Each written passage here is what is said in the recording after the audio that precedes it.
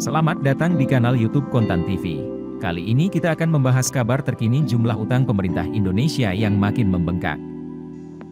Kementerian Keuangan mencatat utang jatuh tempo pemerintah Indonesia pada tahun depan atau 2025 mencapai 800 triliun rupiah. Utang jatuh tempo tersebut menjadi rekor tertinggi yang akan dibebankan di pundak pemerintahan Presiden terpilih Prabowo Subianto dan Wakil Presiden terpilih Gibran Rakabuming Raka. Tapi, Menteri Keuangan Sri Mulyani Indrawati menilai bahwa risiko dari profil utang jatuh tempo yang tinggi pada tahun 2025 sangat kecil, apabila dibandingkan dengan kondisi perekonomian Indonesia yang kini terus membaik. Menkeu menyebut anggaran pendapatan dan belanja negara, APBN, kredibel dan kondisi politik juga stabil.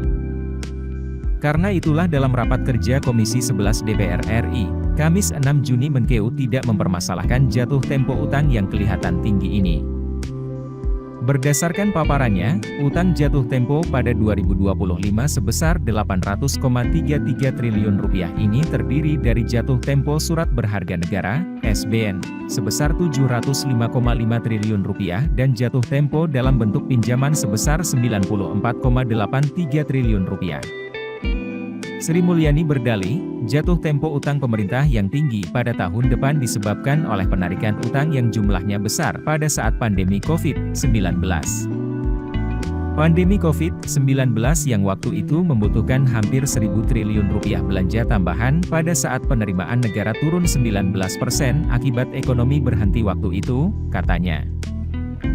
Seperti kita tahu, pada saat krisis ekonomi akibat pandemi, pemerintah menerbitkan surat utang, lalu dibeli oleh Bank Indonesia dari hasil mencetak uang baru, atau dikenal dengan skema burden sharing.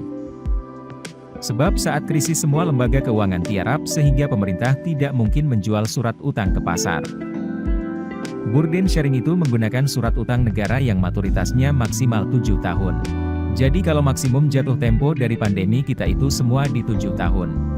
Dan memang ini sekarang konsentrasi di 3 tahun, kata Menkeu.